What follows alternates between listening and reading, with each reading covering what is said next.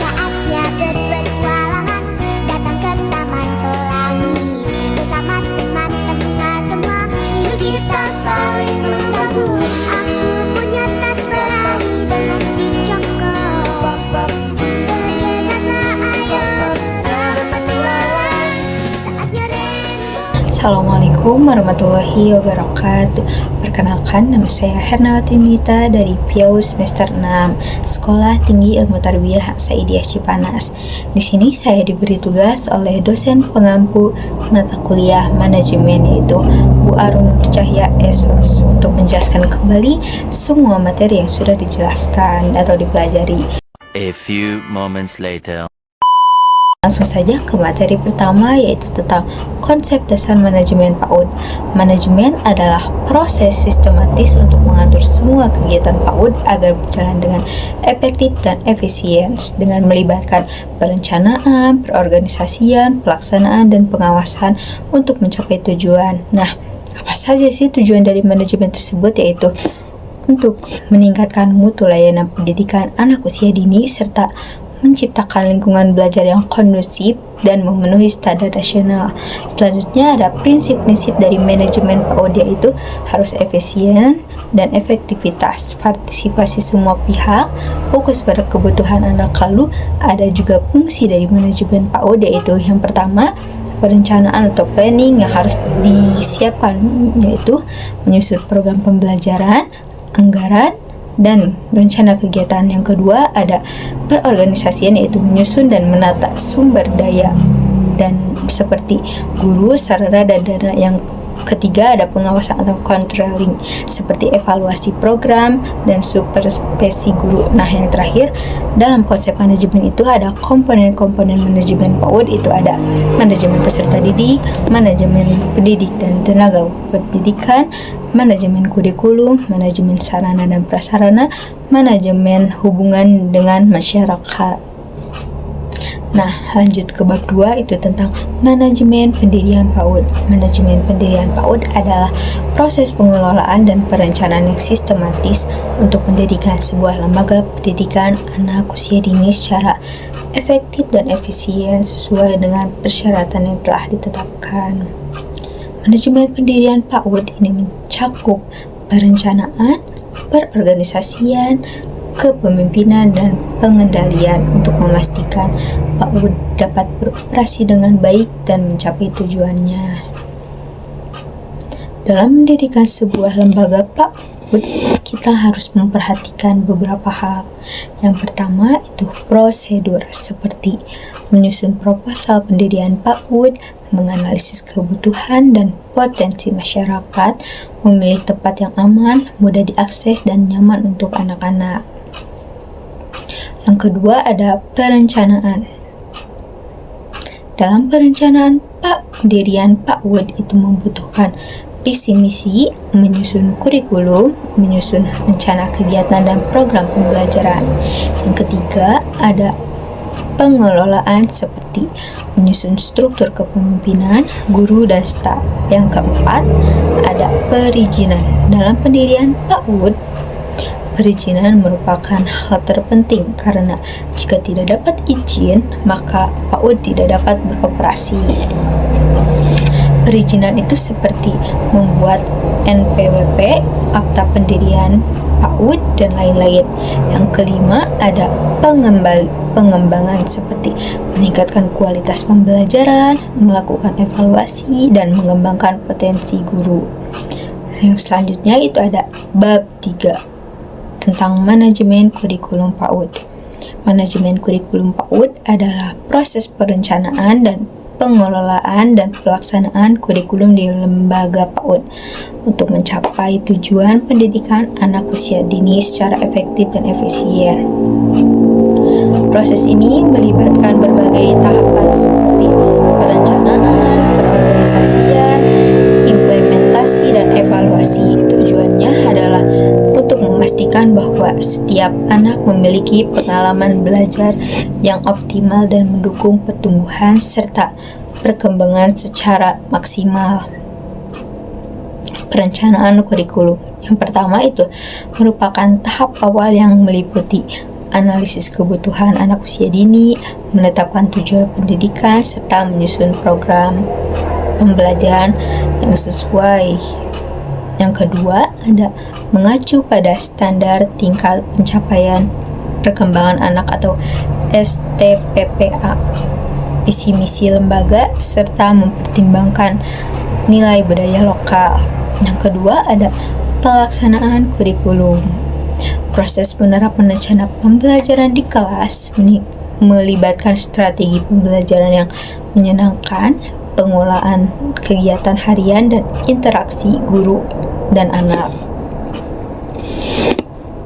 Lingkungan belajar diatur agar aman, merangsang kreativitas, dan mendukung perkembangan holistik anak. Yang ketiga ada evaluasi kurikulum. Pertama itu mengevaluasi proses dan hasil dari pembelajaran. Yang kedua ada melibatkan observasi perkembangan anak, memasukkan masukan dari orang tua, dan menyesuaikan kurikulum jika diperlukan.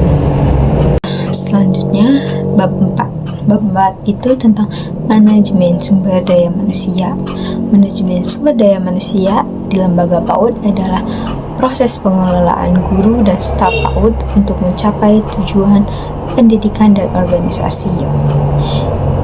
Ini melibatkan perencanaan, perorganisasian, pelaksanaan, dan pengendalian segala aspek yang berkaitan dengan sumber daya manusia di lembaga PAUD. Yang pertama itu ada perencanaan sumber daya manusia di PAUD. 1.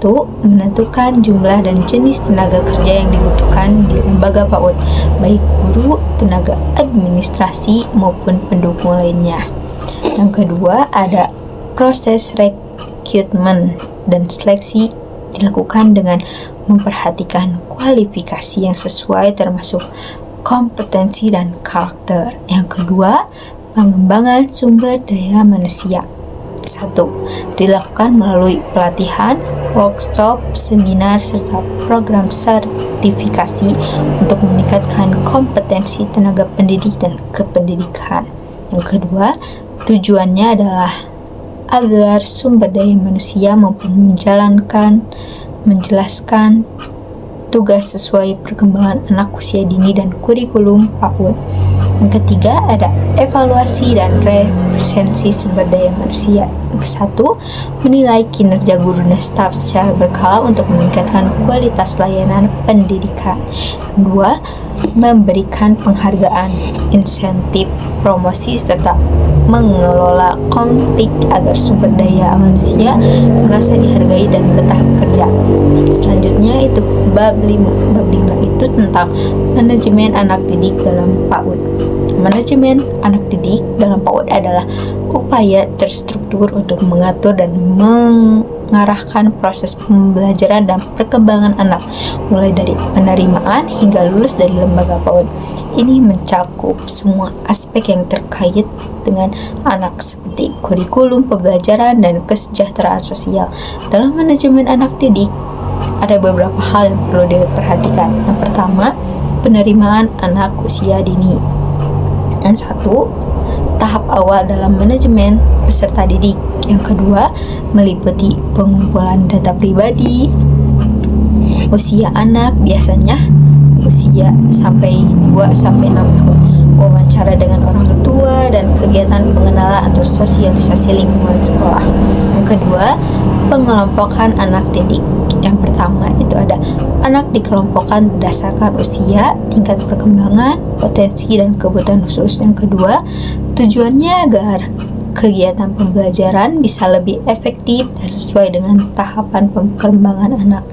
Yang ketiga ada pembinaan anak didik. Yang pertama merupakan proses harian dalam mendampingi anak. Yang kedua mencakup pembentukan karakter, kedisiplinan, pengembangan kreativitas, kemampuan bersosialisasi, dan keterampilan dasar lainnya. Yang keempat, evaluasi dan tindak lanjut pengembangan.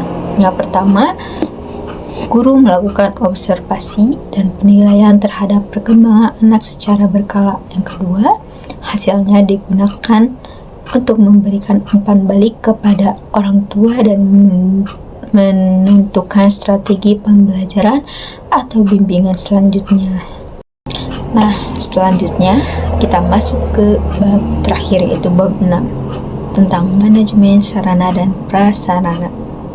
Manajemen sarana dan prasarana di lembaga PAUD adalah pengelolaan aset PAUD secara efektif, termasuk perencanaan, pengadaan, perawatan, dan penghapusan fasilitas yang mendukung proses pembelajaran. Aset tersebut meliputi bangunan, lahan, alat permainan, dan perlengkapan lainnya. Tujuan utama manajemen sarana dan prasarana di lembaga PAUD adalah untuk menciptakan lingkungan yang kondusif, aman, dan nyaman bagi anak-anak untuk belajar dan bermain, serta menunjang proses pembelajaran yang efektif.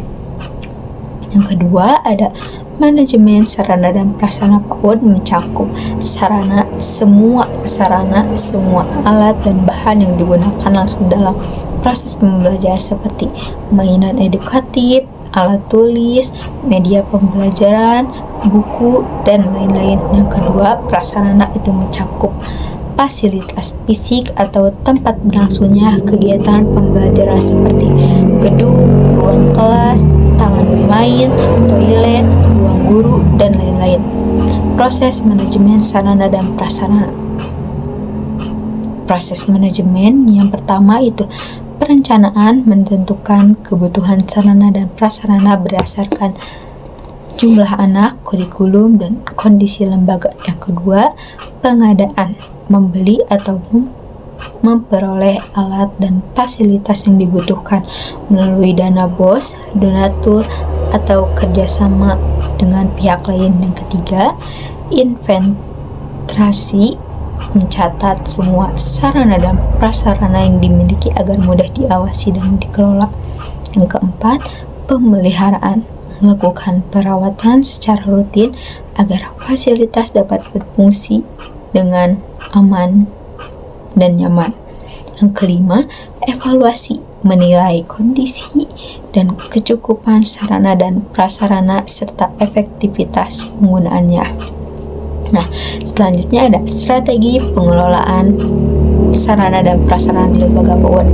Yang pertama ada melibatkan orang tua dan masyarakat dalam pengadaan atau perawatan sarana. Yang kedua, memberikan pelatihan kepada guru atau pengelolaan tentang manajemen fasilitas. Yang ketiga, mengajarkan anak untuk ikut menjaga dan merawat lingkungan sekolah. Yang keempat, mengupayakan kerjasama dengan intensi pemerintah atau swasta untuk mendukung penyediaan sarana dan prasarana. Sekian yang dapat saya sampaikan. Terima kasih. Wassalamualaikum warahmatullahi wabarakatuh.